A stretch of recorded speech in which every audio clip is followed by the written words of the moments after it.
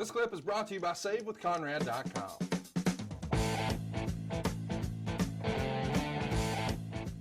Lindsay wants to know, how did Ron Simmons feel being on the Legend team? Was he excited to be back even for this one-off? Damn! Yes.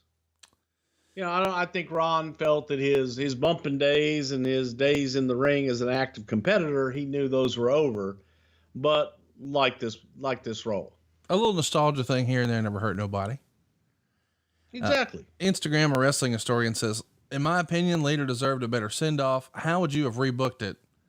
And Bruce, I guess we should mention, if the company felt like they were going to be able to get her back on paper and then they weren't, and now you have a really short runway, it probably does limit your creative opportunities. But in a perfect world, if you had plenty of time to plan it, would you have had a cool way to send Lita off into the sunset? Yeah, but we don't live in a perfect world. And I don't, because it's the cards that everyone was dealt, and given the same situation and the same everything, I think I would do the same thing over again. By the way, it's worth mentioning, not everybody gets the Ric Flair treatment after WrestleMania 24, the big grand send-off. The reality is that's not because everybody wasn't Ric Flair at WrestleMania 24. Not arguing that. I'm trying to illustrate the point that a lot of times most wrestling careers don't end with a storybook ending. You know, a lot of guys don't know it's their last match when they're having it. And if you were to ask some of the great legends that we grew up watching and you said, hey, what was your last match? They might say, it was a VFW in so-and-so town. And I mean, they'd have to really think about it. It wasn't necessarily this big grand plan, but I do think that in hindsight, people look at this and they say, oh, why didn't she get one of those? But even Shawn Michaels, before he popped back up, there was no big retirement angle. You know what I mean? Exactly. And, you know, you look at it, there was no retirement match for Stone Cold Steve Austin. Right. And you deal with the situation. And unfortunately, where there were retirement matches, last matches for Mick Foley and Ric Flair, and then they go off and do other things after that, okay. Right. A prerogative. Yeah, go have at it. But it kind of keep with the character and just continue telling stories. Ben Ledbetter wants to know, Simon Dean and the Simon System, who booked this shit? Not me. Sterling Pingree says, Kenny pinned Dusty by roll up with a handful of his jeans. Why didn't you talk the Dream out of wearing jeans for the match? You shouldn't. Oh, buddy, nobody wants to see that. Listen. You know, Ted DiBiase got Jumbo and I got Pinocchio, but listen, nobody wants to see that. Nobody wants to see that at all. Just leave the jeans on, because that's my most flattering part. It's my belt buckle. Meltzer made a point of talking about how the show ended early, and maybe some of these multi-man elimination matches that were seemingly rushed through, they could have had a little more time. Michael has a great question to that regard. He says, how big of a timing issue can Survivor Series be? With a bunch of matches needing a bunch of eliminations, I don't get this expression. He says, can it be a dog's breakfast sometimes? I have no idea what that means. I don't either, but I know mine and your dogs eat solid gold. But the point is, how big of a timing issue could Survivor Series be? Is it a challenge? I mean, not like a Royal Rumble where the timing, you know, is an issue every single time. But in this case, it's got to be like maybe more difficult than a regular pay-per-view because you've got so many multi-men, right? Not really, because you still have matches and you still have time. Look, they're all issues. As far as when you have time constraints, you've got to get everything in, and you've got to give enough for your main event. You've got to make sure that everybody is represented with the appropriate time, and the appropriate time, sometimes less is more. So it's always an issue, but not any more than any other event. GJ Refill wants to know, why have Batista win with a heel tactic like hitting Booker T with a belt? Seems like a cheap victory that didn't pay off. I don't think so. It was no disqualification. It was what it was. And Booker tried it first. I mean, that's the thing, right? Yeah. It was part of the story of the match. Luke from Eastern Iowa, who did your cool little Hollywood style painting in your office, says, what blood type was poured onto Kennedy? And do you get a discount from Bloods R Us when buying in bulk, asking for a friend? Well, Luke, we sure as hell didn't get it from Iowa. Armageddon 2006 is what we're going to be talking about next. It went down December 17th, 2006 in Richmond, Virginia. The buy rate's going to be way down, 239,000, only 8,200 fans in attendance. It's a SmackDown branded pay-per-view with Kane taking on MVP in an Inferno match. Can't wait to talk about that. Then we've got a fatal 4-way ladder match for the tag team titles with Kendrick and London taking on Regal and Dave Taylor. Eminem are going to be there, and of course the Hardy Boys. Then we've got a singles match with The Miz and the Boogeyman. We've got Chris Benoit in there with Chavo Guerrero once again for the United States Championship. Gregory Helms will be in there taking on Jimmy Wang Yang, a couple of friends of the show. Look at that. Love those guys. Then we've got The Undertaker and Mr. Kennedy again, this time in a last ride match. And I know you're probably wondering what the hell last ride match is. Well, we'll find out next week. And we've also got John Cena and Batista taking on King Booker's Court, which is King Booker and Finlay, and Queen Charmel is there. So we're getting John Cena and Batista rubbing up against each other. Kind of a fun idea. But a rather forgettable pay-per-view, but an interesting time where, man, we're talking about what a strong house Survivor Series had and how we set a WrestleMania record, but it does feel like we don't really have our footing creatively. Would you agree with that assessment in hindsight? It was a build. It was a build to get to the next WrestleMania, and a lot of it was new with ECW and everything. At this point, and at least in your mind, in hindsight, Cena number 1, Batista number 2, or was Vince still thinking it was Batista 1, Cena 2? No, Cena was definitely number 1. It's just so fun to look at, you know, when you go back through history and you think about all the guys who were sort of coming up at the same time, whether it was Hunter or Rock or Batista and Cena. There's always that competition between two guys. And ultimately, Cena wound up making his mark in a big way in WWE. But boy, it worked out pretty good for Batista outside of wrestling, didn't it? Absolutely. It worked out good for Batista in wrestling, too.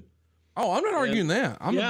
And frankly, couldn't happen to two nicer guys. Two very different human beings, but two really great guys that worked hard to get what they got.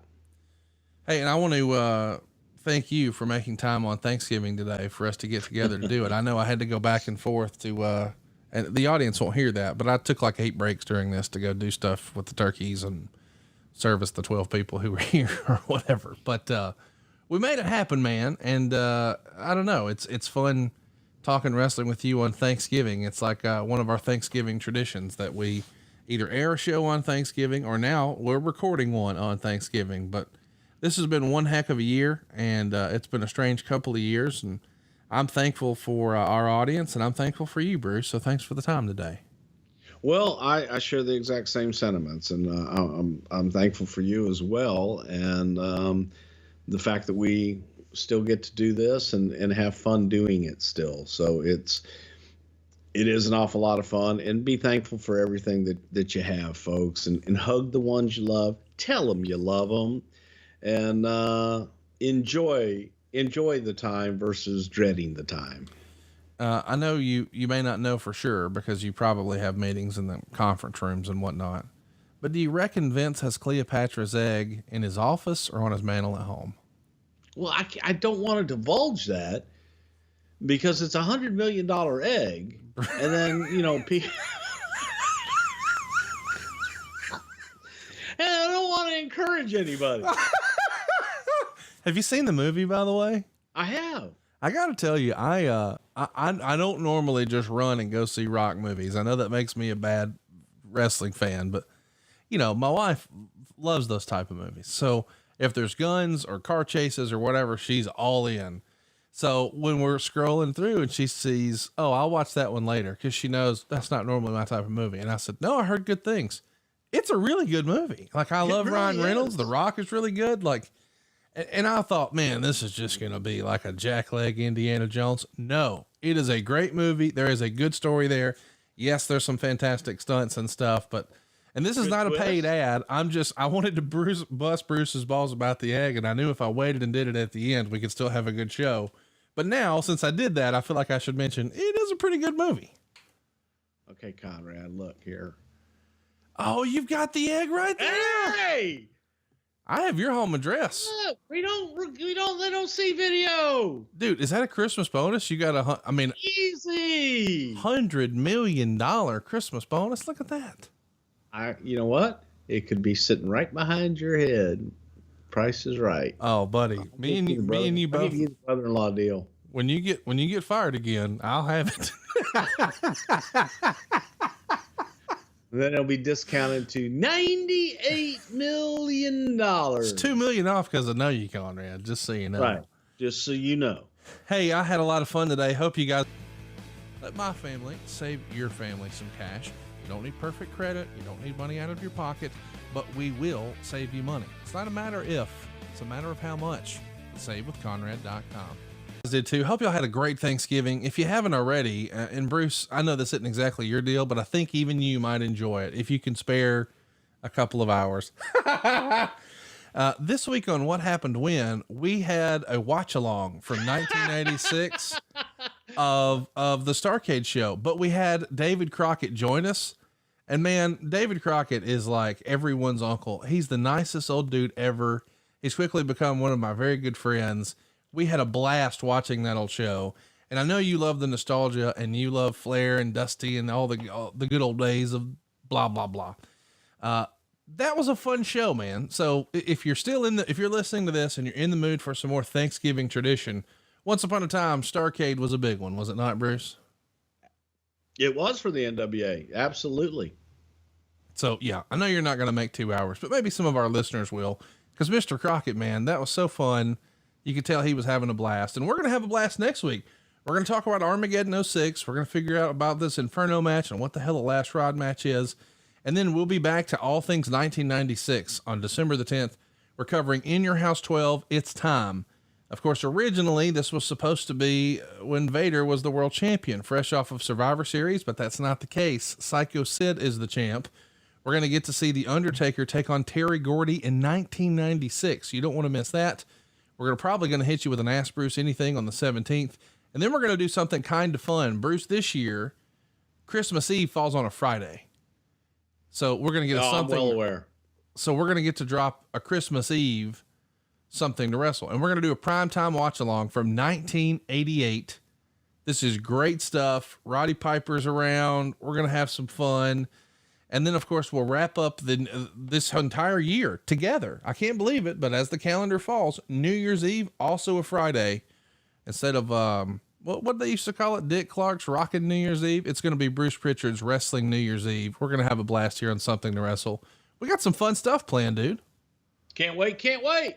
Stay tuned, boys and girls. If you'd like to introduce your friends who are wrestling fans to our show, but maybe they get a little intimidated when they see our runtime sometimes, direct them to our YouTube. It's Something to Wrestle on YouTube.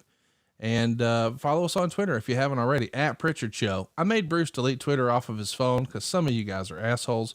But still, we want your interaction. We want to answer your questions. So Armageddon 06, In Your House number 12, coming your way sooner rather than later, right here on Something to Wrestle with Bruce Prichard. Rock on and happy Thanksgiving. Gobble, gobble. Hey, so speaking of gobble gobble, how are you doing your turkey this year? I'm frying it. Oh, you got the only way to have it. You doing it in the driveway, or you got one of them tabletop gimmicks like you used to have? No, I got like the big extra large butterball gimmick, but it's out on the porch, so I still do it outside because I don't want to stink up the kitchen. But it's not one of those where you can catch the house on fire or whatever. No. Send me a link to that one. I may do one like that for Christmas. I'll do it. Can you believe that Jeff Jarrett and Eric Bischoff think they can smoke a turkey better than me? Well, my fried turkey will still be better than any of y'all's. Are you throwing down a challenge for 2022, the Great Turkey Off next year? Oh, sure. All right. Well, I'd kill y'all with my turkey. My turkey's badass. So here's the thing, though. We're going to have to figure out how to do this together, and it ain't like you're ever coming to Huntsville again. I mean, you had a miserable, That's true. You had a miserable experience last time. Wasn't even my fault. You fell downstairs in New York, somehow my fault. No, I mean, I don't even know how that's possible. But next year, old Double J and Easy E and me and my 25 people, we're just going to show up at your house and we're just going to do turkeys there. All right. I mean, I know you won't be there, but Stephanie and the kids will have a great time with us. The likable ones will be here. Yeah. I mean, Kane's still a stone cold babyface, isn't he? Yeah. All right. That's Absolutely. It, boys and girls. Hope you had a good Thanksgiving. Shit, we're still recording. Okay. My turkey's still better, by the way. Not a chance. I love that you thought that whole turkey jab was just me and you talking for real. I don't want your fucking fried turkey. My smoked turkey's way better. Not a chance. Well, we're gonna find out next year. Mine will be juicier. Mine will be more flavorful, and mine will be gone. Just like us, out of time. Gone. There you go. Gone. See you next week. I'm out. Hey, it's Conrad Thompson. Thanks for checking out the podcast here on YouTube. Be sure to hit the subscribe button and the notifications bell so you get a notice anytime we upload some new content. And go save yourself some money right now. If you're in a 30-year loan or you have credit card debt, it's not a matter of if I can save you money. It's a matter of how much. Find out right now for free at SaveWithConrad.com.